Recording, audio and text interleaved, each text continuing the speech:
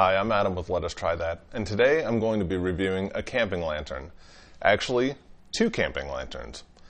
You see, I bought this one, and then not long after buying this one, I saw this one online. Now, aside from the color, they may look pretty much identical, but there are a couple of important differences. But first, let's take a look at the similarities. Each one can be used sort of like a flashlight. You turn it on and the light is directed out of this lens.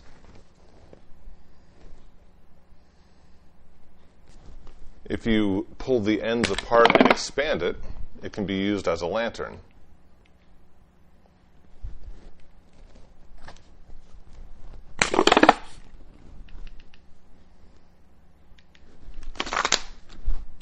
Each one also has a little handle that flips up, so you can hold it by the handle, or you can hang it somewhere.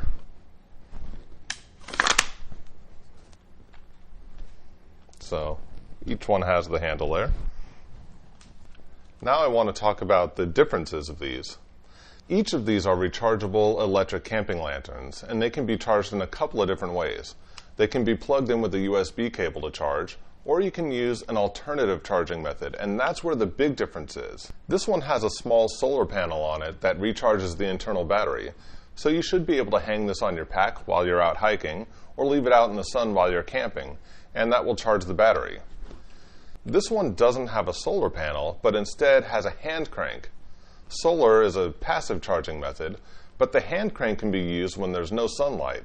So if you run out of power at night but you need some light, you can crank this thing for a minute to charge the battery. I see that as an advantage over the solar-powered option, but the solar-powered lantern has a couple of advantages that this one does not.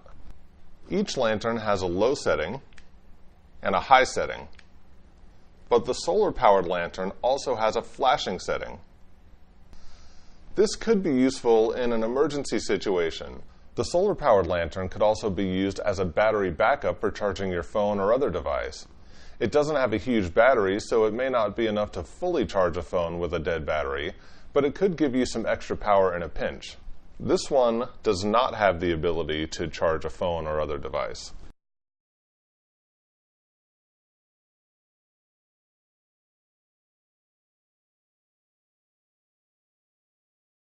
Of course, I can't end my review there, just talking about the similarities and differences between these two camping lanterns. I also have to do some tests. I want to see how long these last on their highest setting when they're fully charged. I also want to see how long they'll last after a couple of hours of sunlight for this one, or a minute or so of hand cranking for this one. When I first started testing these lanterns, I thought I would be able to multitask and have them running while I did some work and ran some errands. That didn't work out too well for me. The hand crank lantern lasted for over 5.5 hours before it completely died, and the solar lantern went on for over 14 hours. Of course, that's not 14 hours of usable light. It's 14 hours before it died completely. But I wanted to know how long I could run these things before they got noticeably dimmer, and how long they would last before the amount of light that they were putting out wasn't really useful any longer. Okay, so I left this one with the solar panel out in the sun for about 5 hours. And I hand cranked this one for a full minute. So I want to see how long they go before there's a noticeable decrease in brightness, and then maybe how long they go until they're not really useful as a light anymore. For this test, both lanterns are on their low setting. Let's pause it right here for a moment. We're about 15 minutes in and the hand crank charger is just about to start getting dimmer. And it doesn't take long to get very dim. So 1 minute of hand cranking gets you about 15 minutes of usable light. That's pretty good. The solar lantern went on for about 90 minutes before it got noticeably dimmer, and about another 30 minutes before the light was too dim to be very useful. So 5 hours of sunlight will get you about 2 hours of usable light. For this test, I plugged the lanterns into an outlet. They're both fully charged, and I want to run them on their high setting. I want to see how long it takes before they start to get dim, and how long it takes before they're not useful as a lantern anymore. We're an hour and 20 minutes in, and the hand crank charger starts to get dimmer. 15 to 20 minutes after that, the light is too dim to be very useful. It's 3 hours and 20 minutes before the solar lantern starts to dim, and about another hour before the light is too dim to be of much use. I want to give you my final thoughts on these two lanterns. Each one does have their pros and cons. The hand crank lantern just doesn't have the same battery life as the solar lantern.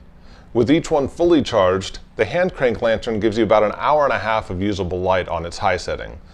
The solar lantern, when fully charged, gives you over 4 hours of usable light on its high setting. Of course, with this one, if you run out of light and you need some more, you can always just pull the handle out, give it a few cranks, and you have some more light. With this one, if it runs out of battery juice, you're out of luck. So being able to recharge this one with a hand crank is a huge advantage. Of course, there are some things about the solar lantern that I like.